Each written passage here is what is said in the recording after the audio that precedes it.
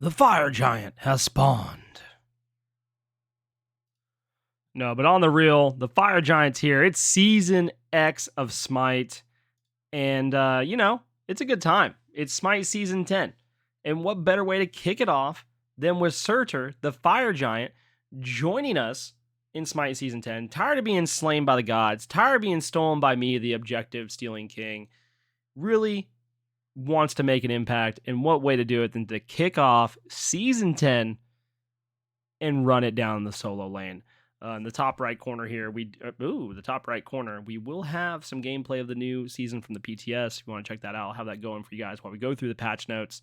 This is the second time recording it because the first time I was dumb and I had myself muted. Not really, my audio just wasn't picking up, but that's cool. Let's talk about Surtr. Let's get into this and see what's going on with the new god coming to Smite. And Surtr, the Norse god, the fire giant himself, jumps on the battlefield, and his passive is Obsidian Flesh. Surtr's flesh cracks into fragments after he loses enough health. On picking these up, Surtr gains a percentage of his max health over time and protections for 3 seconds. Enemies can destroy these fragments by walking over them. Heal per tick is 1%. Protections 10 plus 1 per level. Health threshold 15%. I will say these are very noticeable. They're just like little magma balls. They're easy to see, walk over if you're a Surtr or if you're an enemy wanting to take them out. Very easy to see with that passive. Flames of the Muspel. Surtr sets his sword ablaze, gaining haste while this buff is active. Surtr's next basic attack will deal bonus magical damage. Ignite the target, causing them to take damage over time, as well as spawning a fiery imp. This ability's bonus damage increases per stack, max of 200 when an enemy dies while burning effect is active. That's right, you heard it here first. He is a god that is a physical god, but deals magical damage with an ability.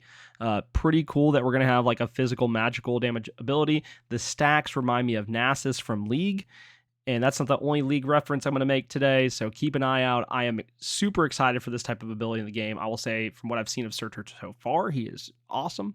And I didn't mention Obsidian Flesh does have I think a bug that's tied to it currently, where you can basically Standard Phoenix, proc those, pick them up, and he's just invincible. It's some sort of bug. It'll be ironed out before the patch goes live on January 24th next week. So keep an eye out for that. But let's talk about the rest of this ability. Damage per tick is 10 scaling to 70 plus 10% of your physical power. Bonus damage is 30 plus 3 per stack magical damage. Imp damage is 10 to scaling to 30 plus 10% of your physical power. Your imp's health is 50 plus 50 per rank. Imp lifetime is 10 seconds, costs 50. Cooldown scales from 14 to 10. Giant's Grasp. Surtr pulls the closest target to him, whether it be an lane minion, an imp, or a magma rock. If neither are in range, Surtr then hurls the object forward, dealing damage and stunning enemies ahead. Damage scales from 90 to 310 plus 70% of your physical power.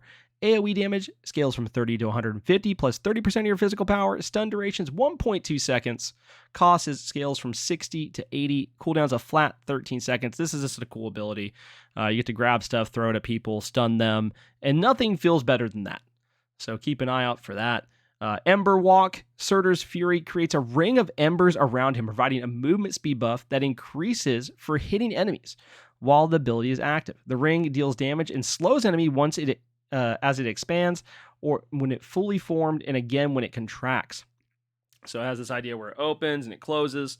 While formed, the outer ring deals continuous damage to enemies inside, and the ring also picks up Obsidian Flesh fragments. So if you have flesh fragments on the ground, this is procced. It's going to pick those up for you. It's going to do damage to enemies. It's going to provide you haste. I mean, you literally just can't go wrong with this. Movement speed. Damage scales 45 to 125 plus 20% of your physical power. Bonus damage scales 10 to 30 plus 5% of your magical power. Movement speed, this is wild. 10% plus 5% per enemy hit stacks to 4. So you can get 30% movement speed off this. And that's crazy. The movement speed debuff that it provides is 20% to 2 seconds for 2 seconds. Duration's 4 seconds. Cost scales from 65 to 85. And the cooldown is 15 seconds. But if you remember how Fire Giant used to come down onto all the previous maps, he's coming down, he's a meteor crushing into the ground, and you hear that Fire Giant has spawned or arrived, however you want to word it, it doesn't matter. We're bringing it back, baby. His ult is called the End of Days. After a short buildup, Surtr surges himself into the air, infusing into a large meteor. While in the air, Surtr is immune to damage, and he can choose where he wants to come crashing down. Before landing, meteorites split off, so you'll see like these little tiny meteors start falling down, targeting enemies on the ground, dealing damage and spawning fiery imps. Surtr's meteor deals increased damage and knocks up enemies' hits. So your damage is going to be 210 to 510 plus 60% of your physical power. Meteorite damage is 50 to 150 plus 15% of your physical power. And then your cost is 100, cooldown's 100. It is a super cool ability. I have not played Surtr yet, but just getting to see it just looks awesome. Like him going up in the air, crashing down. You see the other little meteorites, imps are spawning. It's kind of chaotic, but it's just super interesting, and I'm so excited about it. Along with this, we do have our new skins. We have the Mastery and Ascended skins for Surtr here. And then we go into our first crossover of Season X, which is going to be Magic the Gathering. In our first update here, we're going to get 5 skins. You can actually do a buy all on these. You can go check it out. If you cannot wait for Season 10 on the 24th, you can go download the PTS right now. You can go to Steam, go to the store page, scroll down a little bit. It says click to join the public test server. You can join, check them out. You can, run games on the new Conquest map, as you can see here on the screen.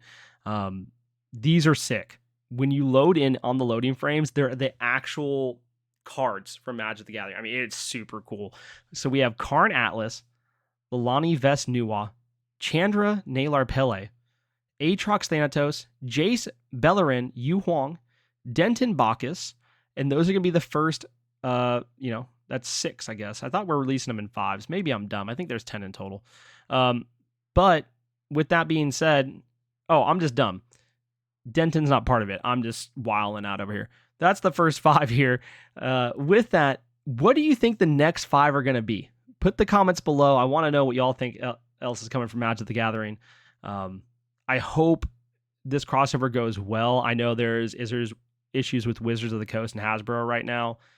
I hope that doesn't affect what's going on with Smite, because the artists that worked on this and the devs that worked on this, it's a huge deal for them, and it's just really poor timing and unfortunate.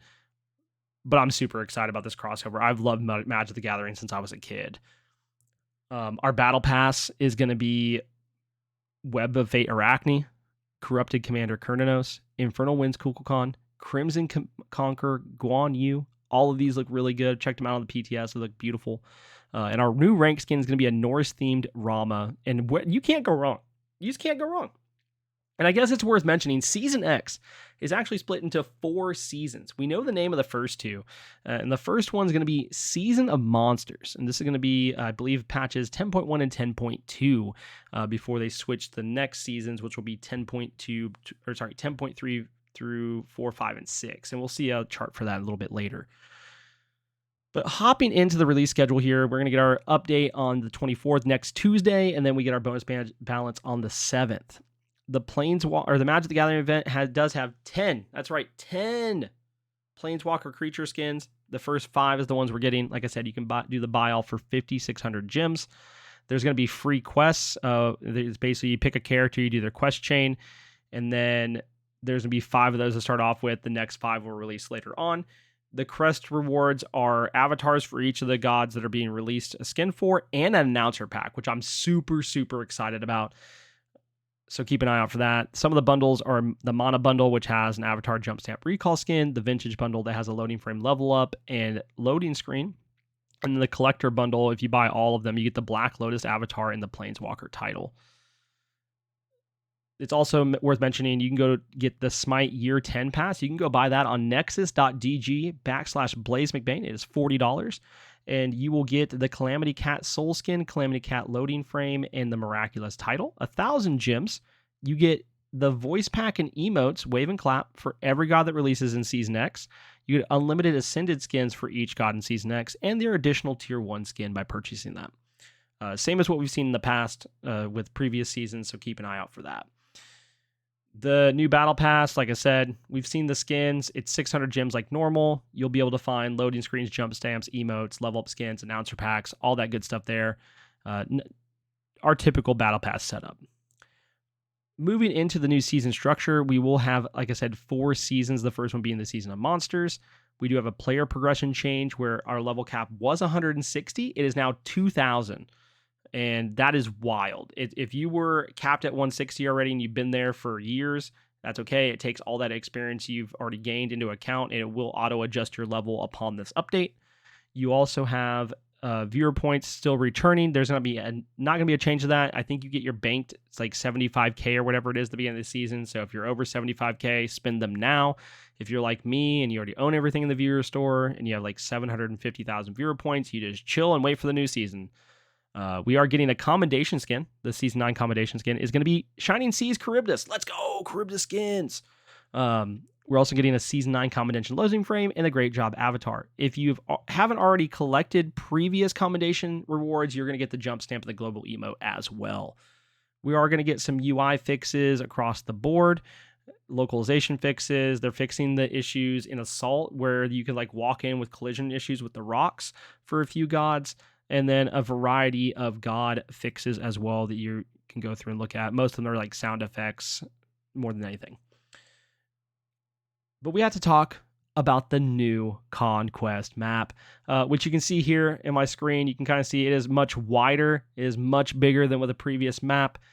Basically, we're getting a combination of kind of open, closed beta and Season 2 map. It's that Greco-Roman theme. Looks really, really good. They've already announced when a season changes. So we have Season of the Monsters. I believe it's like Season of the Dawn or something like that after that. We're going to get changes to the jungle layout, like lane changes. These are going to be map wide. So their goal is to create meaningful changes in the map's layout with its pathing, create new lane shapes, new jungle paths that lead to new combat scenarios. They want to keep this fresh. They want to keep the game evolving. And to kind of get an idea of what Season X Smite is currently like, I've already seen people going, we don't need Smite 2. We just got it with Season X. Like Season X is Smite 2. That's what it's being called. So I feel like that is a huge change, and it really means a lot to the developers when you hear something like that. Like your game feels like a whole new game.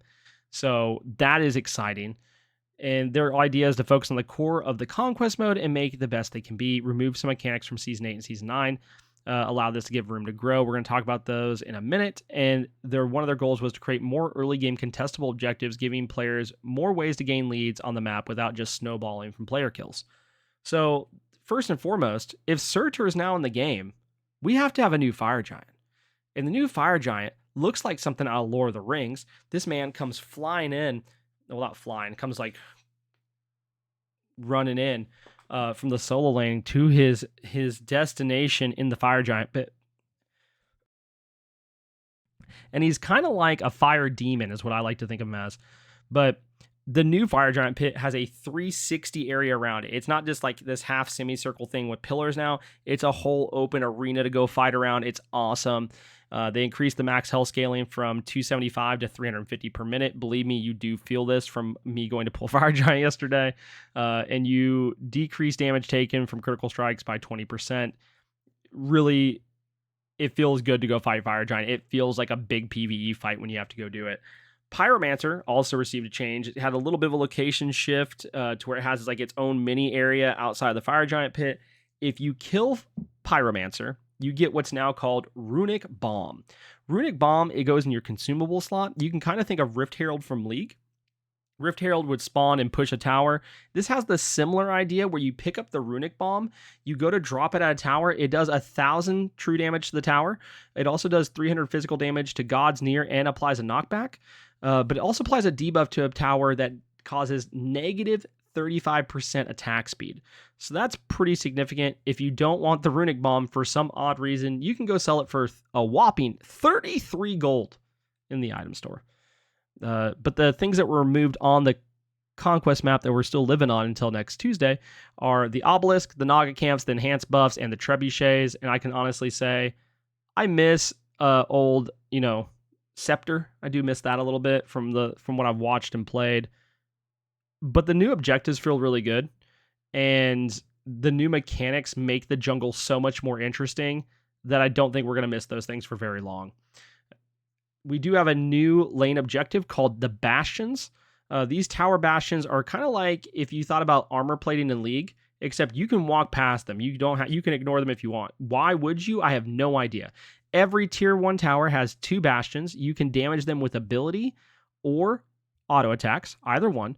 When you destroy a bastion, you get 50 gold to allies in the area. It has 1200 health and it has 65 protections for physical, and magical protections are at 55. If you don't kill these, your tower that you're attacking has 30% damage mitigation, 15% for each bastion, so you want to make sure to take these out. Along with that, the Totem of Ku is now just simply known as the Totem, and they've relocated it to the opposite side of the solo map in the sense that it's got flipped to the other side of the lane. If you take this objective, it gives you increased damage dealt to minions and other gods. Kind of huge for over in solo lane, I think, just for clear purposes. And the Totem no longer applies that instant global stack of its buff rewarded to teammates when the Totem is claimed. So it's instead an instant stack and is applied to teammates near the Totem the moment it is claimed. The buff still remains under all allied towers and phoenixes for a full 60 seconds. Towers and phoenixes, we should probably mention, all have decreased health, the base max health, basically scaling downwards. For instance, tier 1s went from 2100 to 1600, tier 2 went from 3000 to 2900, phoenixes went from 3600 to 3400. The biggest change that we're going to see in the jungle, though, and this is where we kind of have to talk about some things.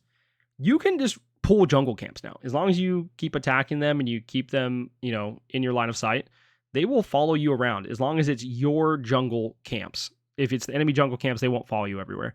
But for instance, I yesterday pulled purple, my support pulled green, and then we met at Harpies and we fought. And you want to make sure you have good clear when you do this, because or else it goes very, very bad. But you do hit level 2 if you clear everything.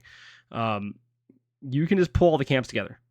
The camps are pullable now. You can leash them and pull them around the jungle, which makes for very interesting dynamics and very interesting starts. Basically, they chase the gods and attacks the closest target for 10 seconds. After 10 seconds, they will attempt to flee, but can be re-engaged by dealing damage. So if they start to leave, you just hit them with an auto attack or an ability, and they will come back after you. Each subsequent engagement will chase for less time, so 10 seconds, then 5 seconds, then 3 seconds. Lane minions will ignore the unleashed jungle camps, but you can pull them to tower if you want to lose some golden XP. You can do that. So just be aware. Very cool idea, though. There's also a jungle buff timer forgiveness. Camp timers will linger on the ground until the next camp spawns in that location.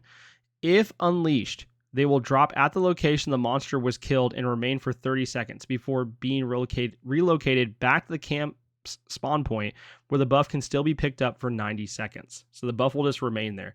This is huge, because we saw a lot of issues where people would drop buffs super early and then you just couldn't go pick it up. This kind of changes that.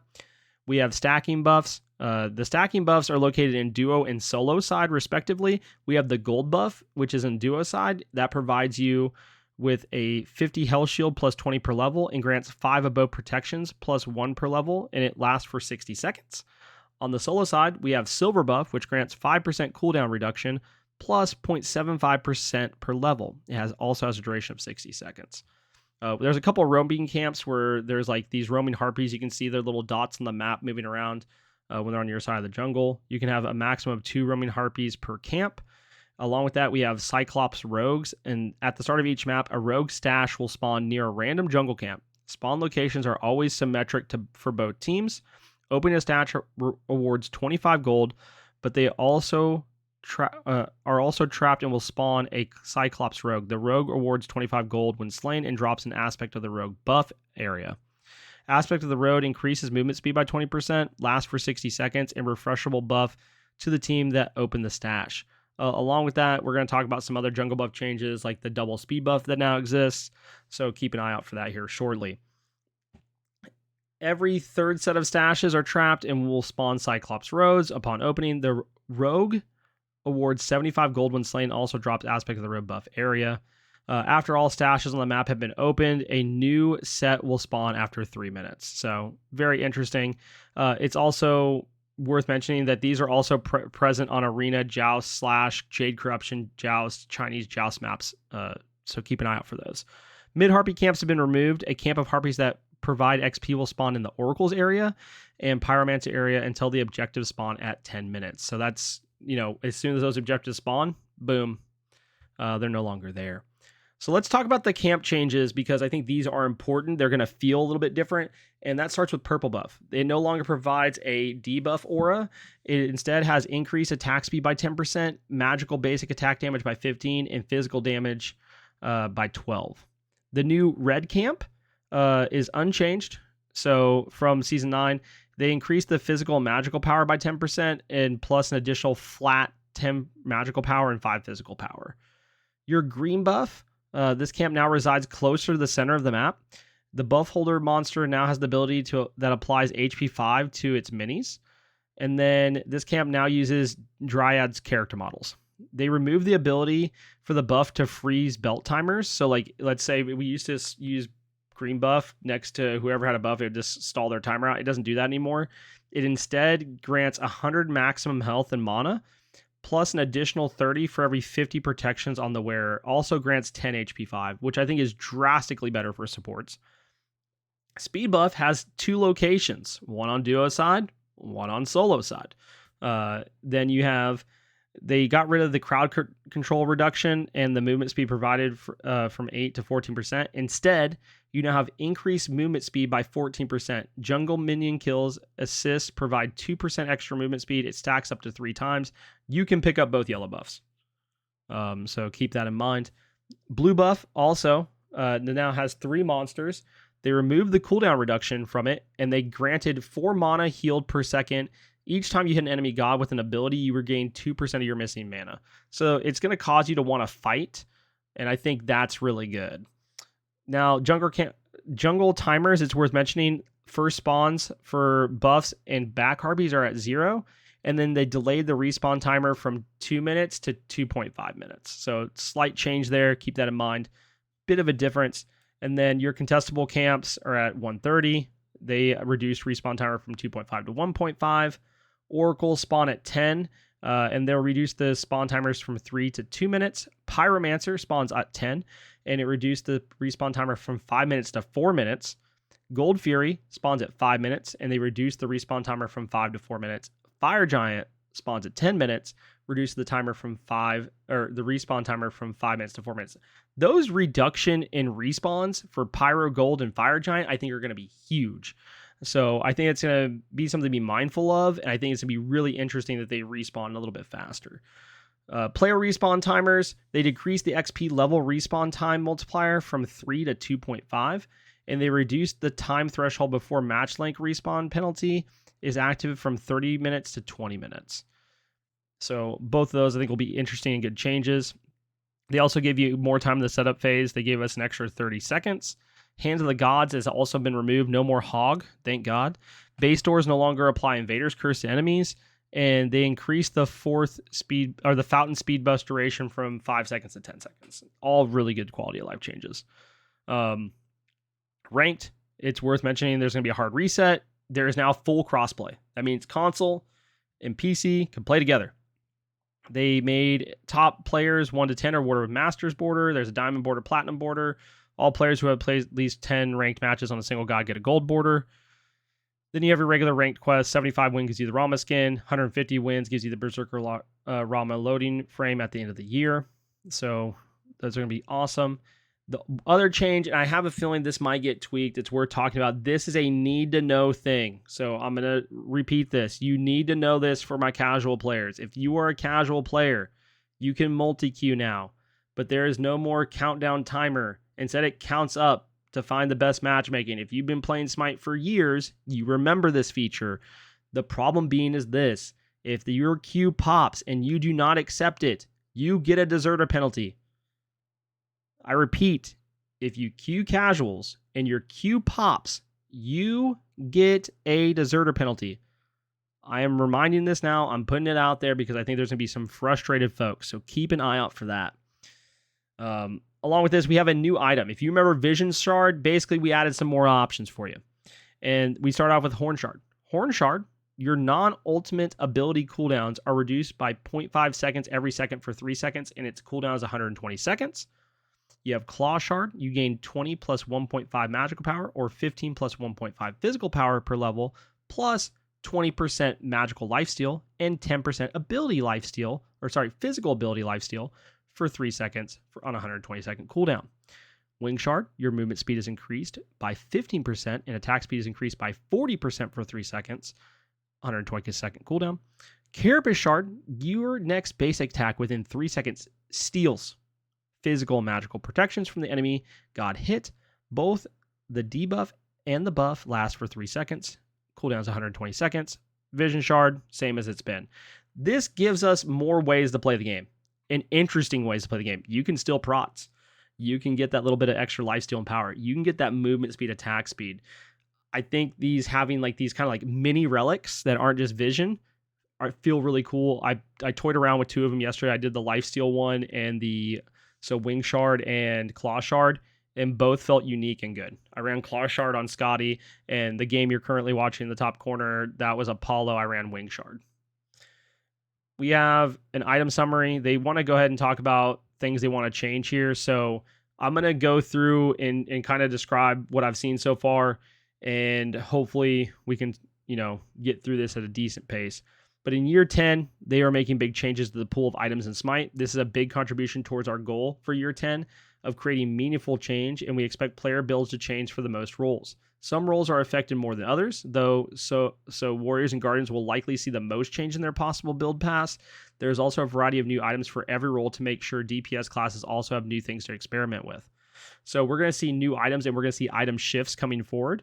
They talk about with player builds, they wanted to change player builds across each role. They wanted to change via item passive goals, and they wanted hybrid items that were causing problems and constraining builds to be looked at.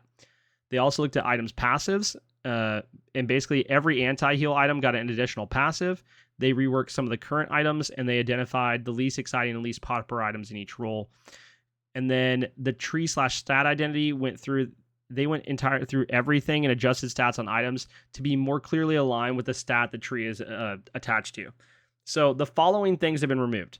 They removed item trees. The Imperial Helmet tree, the Enchanted Buckler tree, and the Shuriken tree are now gone. There's no Shadow Steel. There's no Wind Demon. Those are gone. Now, some things that have changed. So your item trees now, like the physical damage ones, are that have other things attached to that physical damage are Mace, Katana, Morningstar, Light Blade, Spiked Gauntlet, Hidden Dagger, Shortbow, Cudgel. Your magic damage are going to be Spellbook, Magic Focus, Uncommon Staff, Emerald Ring, Lost Artifact, Tiny Trinket. Your physical defense are Round Shield, Breastplate, Iron Mail. Magical defense, Enchanted Cuirassary and Talisman. Mixed defense, Ancient Blade, Glowing Emerald, Cloak, Druid Stone, and then other, you have Gem of Fate and Mystical Earring. They go through and they tell you the breakdown of these if you want to go look. It's worth noting that the following items are no longer in Smite.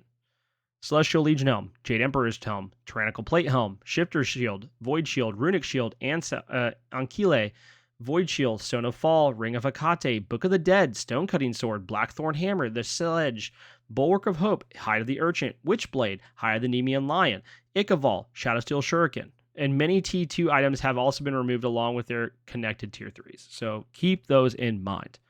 Now, here comes the first thing, the hybrid items rework.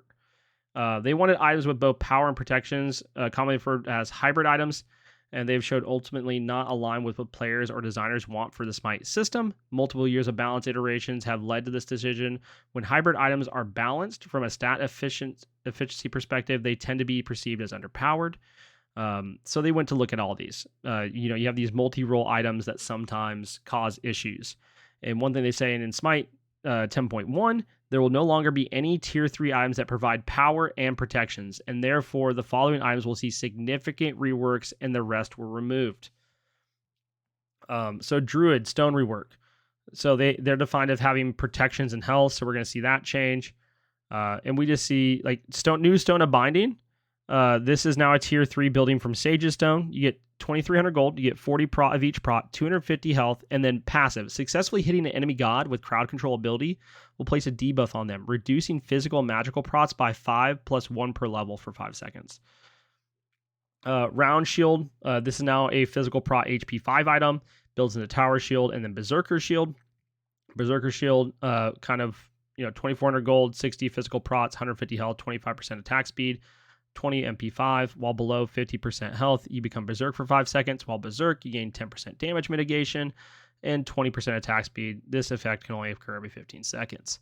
Glad Shield, same as before. Frostbound Hammer, Runeforge Hammer are the same. They go unchanged, just like Berserker Shield. Caduceus Club was once Caduceus Shield. This is moved to the Cudgel Tree, building from Heavy Hammer. And it's 2,500 gold, 30 physical power, 250 health, 20 MP5. And its passive remains unchanged. Allied gods within 70 units have their healing increased by 20%. Now, let's talk about anti-heal items, because these are major changes. Divine Ruin, now increased cost by 300, but it has a new passive. Enemies hit by your abilities have 40% reduced healing for 5 seconds. Your next successful damaging ability on an enemy triggers a chain lightning, damaging the target up to 4 nearby enemies for 40 damage plus 20% of your magical power. This effect can only occur every 20 seconds. I still think that makes Divine drastically better than it already was. Brawler's Beat Stick, we see an increase from 2350 to 2600. Enemies hit by your abilities have 40% reduced healing for 5 seconds. Getting a kill or assist on an enemy god creates a field that provides allies with 10 power plus 2 per level.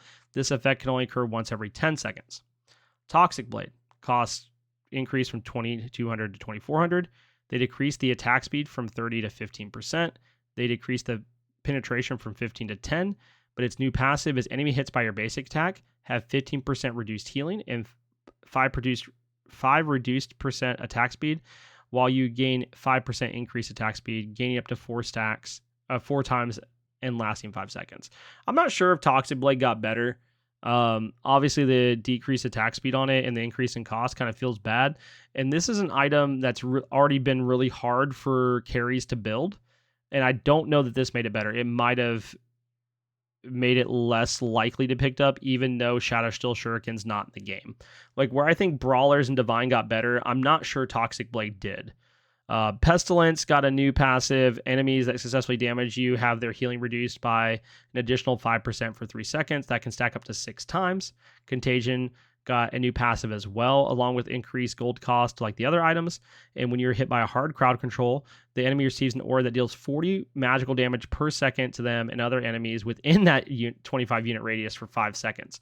I think every other item got better except for Toxic Blade.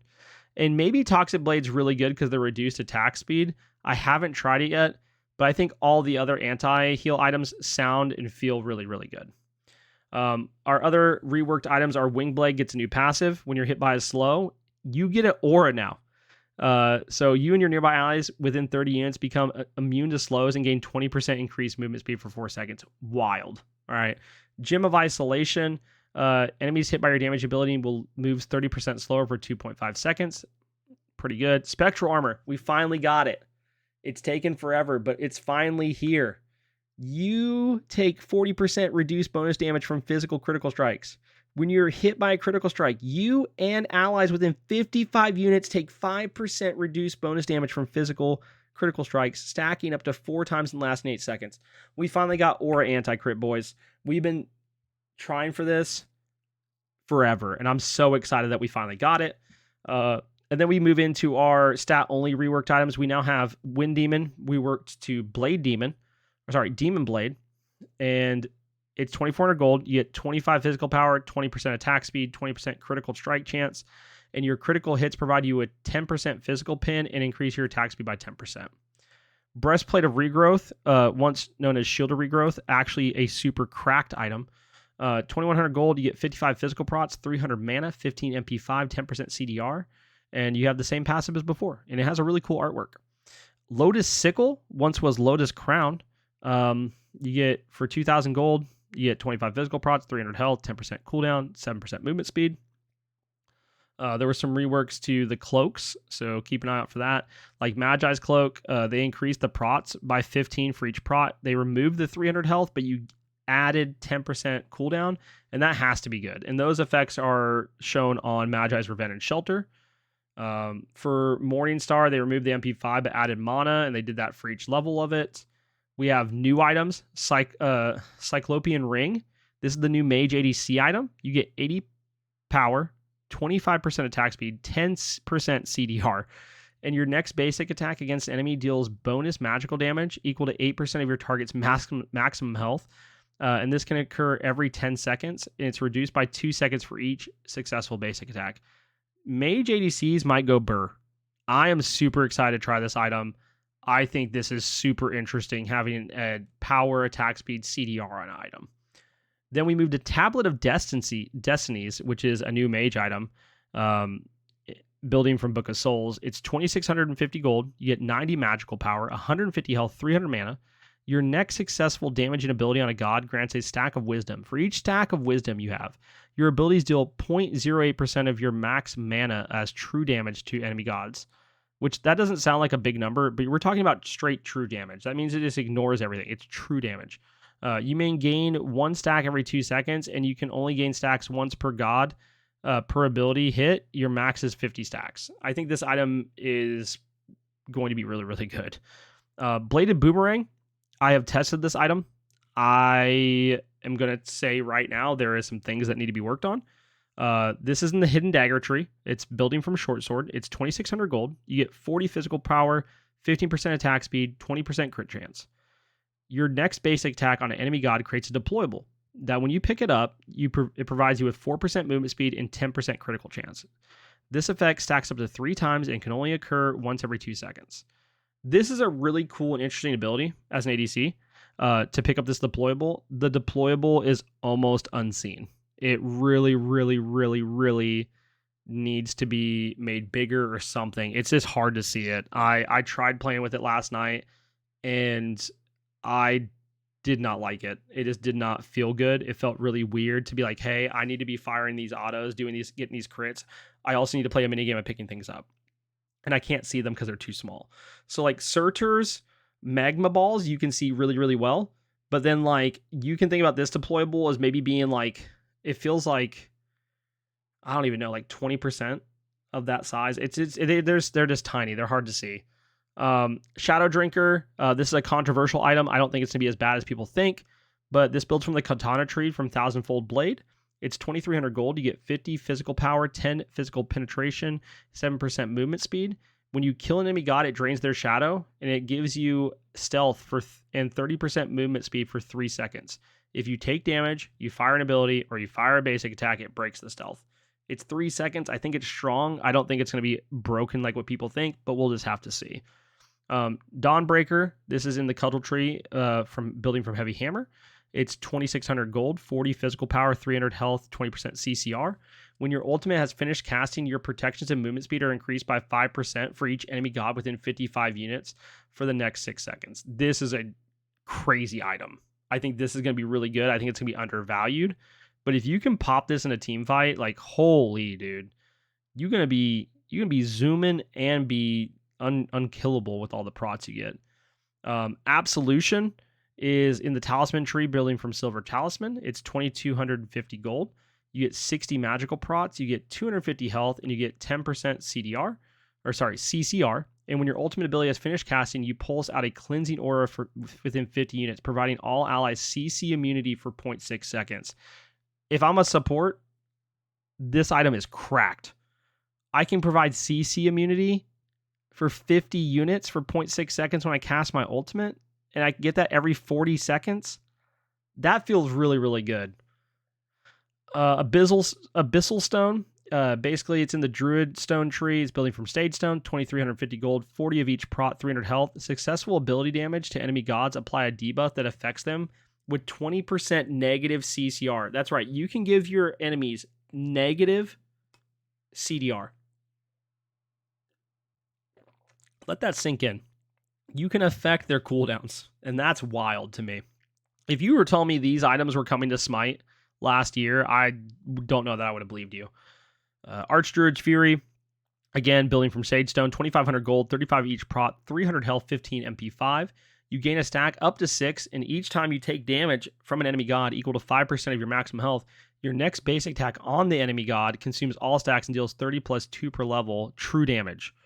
I'm not sure how this is going to be. I think this item might be kind of like tweaked a little bit. I think it's an interesting item for Guardians.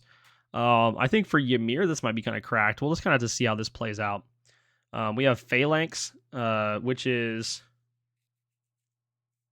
built out a round shield, or in the round shield tree, it builds from tower shield. It's 2,200 gold. You get 55 fizz prots, 150 health, 20 MP5, and 10% CCR. When you basic attacked by an enemy, friendly minions within 40 units gain a stack and up to a max of 3. Stacks provide 20% attack speed and 15 of each protection and last for 6 seconds. You can think of like old Tyrannical Plate Helm. I think this might be better though, because you can build this on warriors and that has to be good. Prophetic Cloak, another item that seems to be getting a lot of feedback.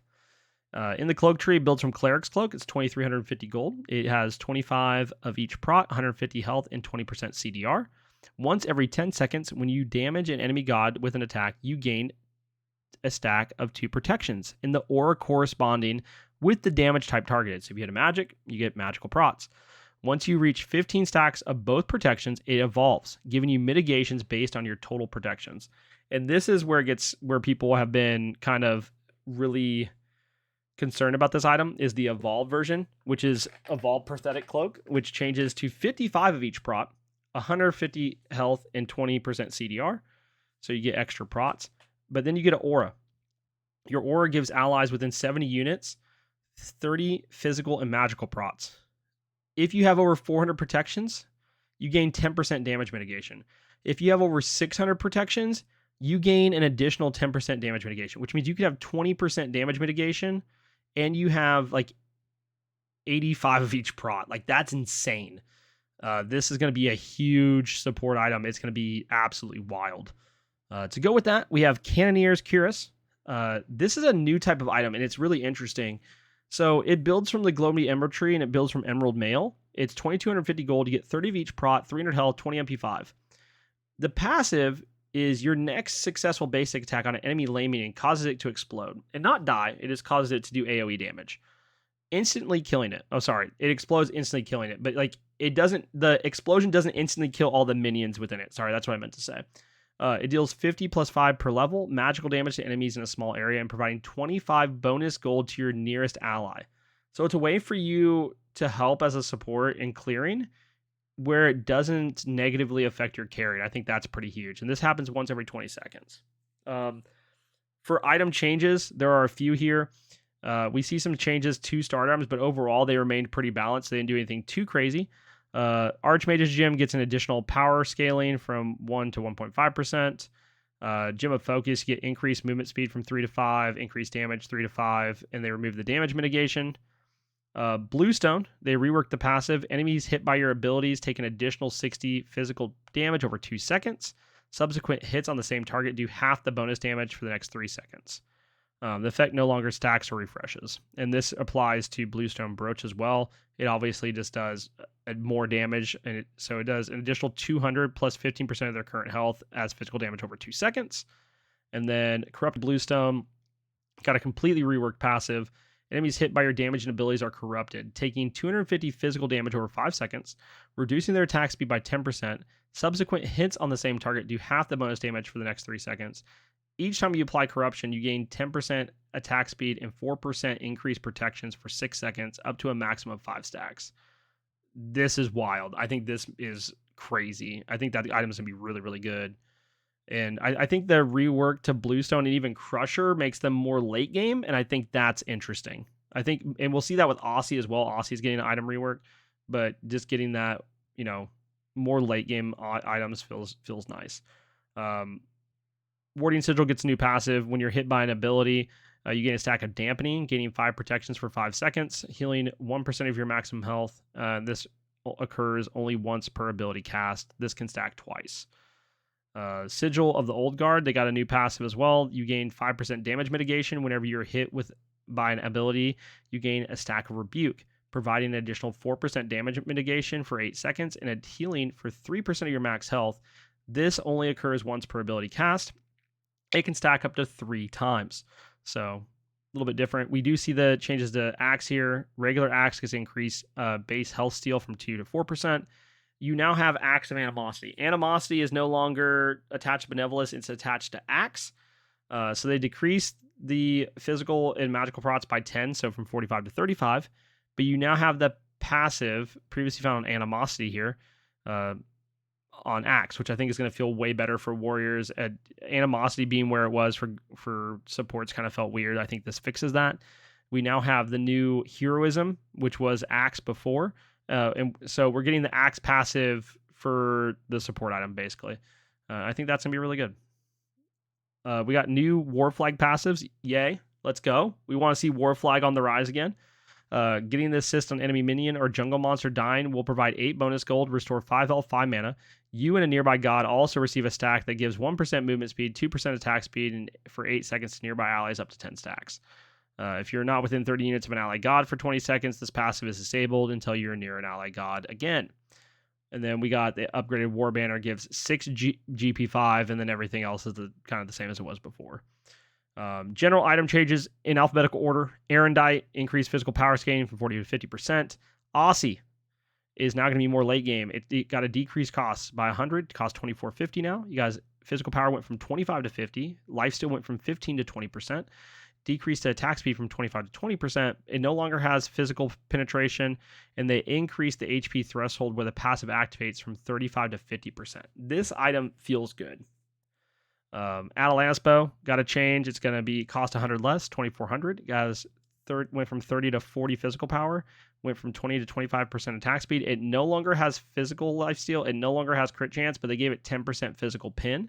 And I think this is an interesting shift for Atalanta's bow because Atalanta's bow is in a weird spot. This condenses the stat lineup, and I think just feels better overall. Bloodforge increased or decreased the cost to 2,600, gave you an extra 2% movement speed to cap you at 7%. Feels good. Crusher increased from 2,400 to 27 gold. It builds from Warrior's Bane now. You increase physical power from 40 to 55. They increase the stack speed from 10 to 15. Now you have, instead of being flat pin at 10, it's 10% instead. And then they increase the power scaling from 20 to 40% on the passive. And the passive now deals 50% reduced damage on subsequent hits. Crusher going to go burr late game. Same thing with Dominance. Dominance, way better. They removed the 10% physical pin and added 15% attack speed. And then they increased the penetration on basic attacks from 15 to 20%. I think that's just going to feel better. I was already a Dominance fan. I played with it last night, and I have to say it felt good. Devourer's Gauntlet costs an extra 100 gold. Emperor's Armor costs 250 more gold, but it increased the attack speed reduction on structures from 30 to 40%. Mail Renewal, they decreased the cost by 100. They increased the health to 350. They increased the HP 5 to 20. And then they decreased the physical magical procs to 20. Midgardian Mail increased the physical procs from 40 to 50. Oni Hunter's Garb decreased the health to 150, but they increased the mitigations from 3 to 4%. Rage got a major change here. They increased the critical strike chance from 30 to 35%, but they decreased the critical strike chance per stack from 3 to 2.5%. They added 5 physical power per stack. They decreased max stacks from 5 to 4.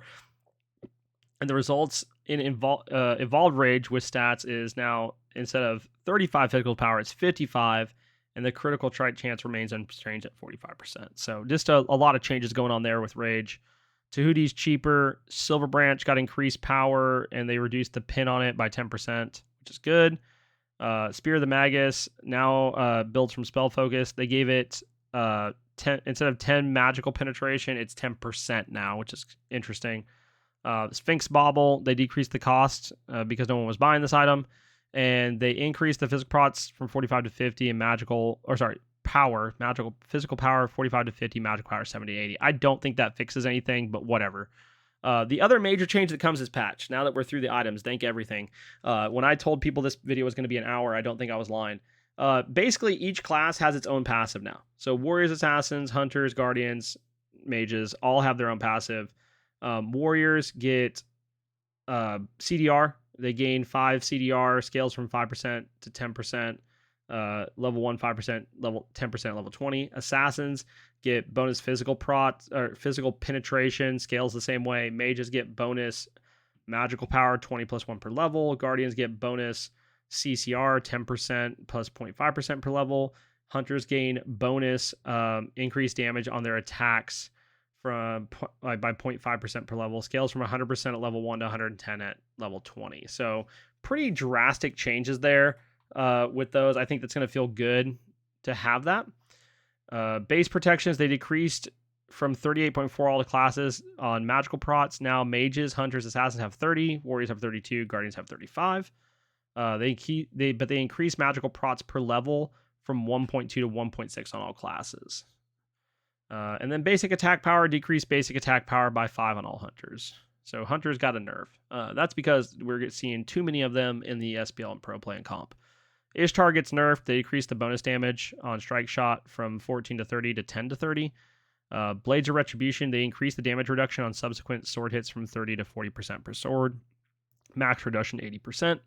Lancelot gets nerfed on Piercing Thrust. He gets decreased power scaling from 65 to 60, and they decreased the base damage on Ground Joust from 260 to 500 to 230 to 470. Thor got decreased power scaling on Anvil Dawn from 15 to 10% on each hit. Vulcan got a backfire nerf. They decreased the magical power scaling from 80 to 70%, but they increased the cooldown as well. Achilles, they buffed him, dude. His Shield of Achilles now does 15% extra damage to lane minions, which is going to be huge. We're going to see a lot of Achilles. And then they decreased the cooldown by 1 second on Radiant Glory. Artemis can place one more trap now, and her suppressant of the Insolent got extra damage onto it. It went from 90 to 290 to 100 to 300 on the scaling, but it also got a physical power scaling change by 65%. 60 to 65%. Bacchus also got a league-like change. His chug ability now heals Bacchus. At level 1, it's 0, but it scales up to 70 plus 15% of your magical power. And Belly Flop got a decreased cooldown to 14 seconds at all ranks. Bakasura, his Eat Minion increased active cooldown reduction when eating a minion at all to 2 seconds at all ranks. Regurgitate, they increased the slow of the deployable area from 20 to 40% to 30 to 40%. So Bakasura is going to be interesting. Fenrir on Seething Howl, provides 20% attack speed on all ranks now. His Brutalize gives increased protection gain while channeling this ability from 1.5 to 2 per level. Hachiman got the most useless buff in existence. They increased the banner damage and its physical power scaling. That's not what he needs. If you're watching at this point, I'm mad about Hachi. But Hinder Cleanse. Hinder now applies a 10% magical protection reduction instead of flat magical power protection. Hercules got buffed, and this is wild. Driving Strike got increased damage from 85 to 365 to 100 to 380. And Mitigating Wounds now provides 25% attack speed at all ranks, along with all the other effects, and they decrease the cooldown from 17 to 15 seconds. Humbats, they increased the damage on Somersault and increased the slow. King Arthur got literally increased damage on all of his abilities, increased prots on Twin Cleave.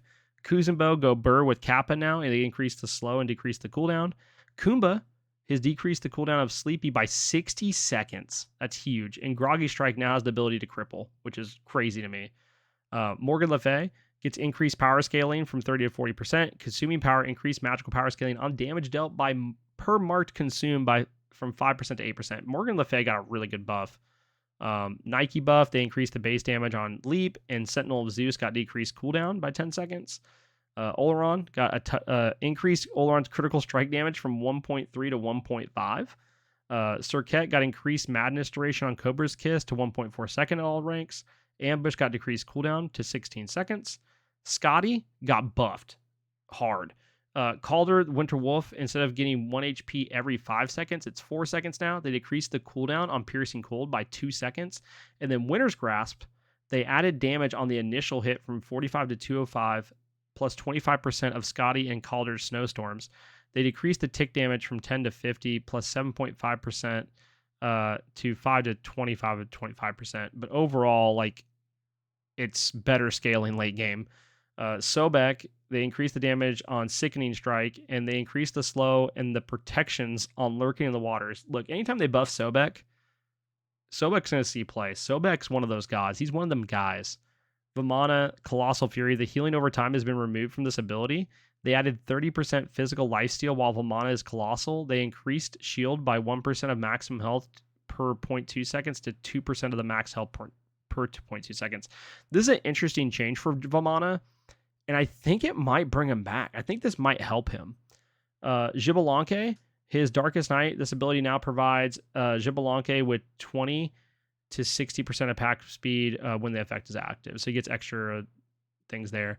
And if you want to know the basically the scaling and prots and everything on all the things on the map, there's a whole thing of that. But that brings us into a end of the Smite Season X video. I appreciate y'all coming to watch. I do want to share a couple things with you all. Nexus.ggs/BlaiseMcBaine for your Smite Year 10 pass, or gems if you need them. Check out DKO patch when it comes out. We're getting Sung Wukong and DKO. If you love Smite and you are interested in dare drops, I am a dare drop ambassador. I'm called a daredevil. And we are actually partnering up with Smite. Next week, these dare drops will come out. If you're a content creator and you want to complete some dares, you can go to this page, you can join the drop, and these will become live next week. So keep an eye out for that.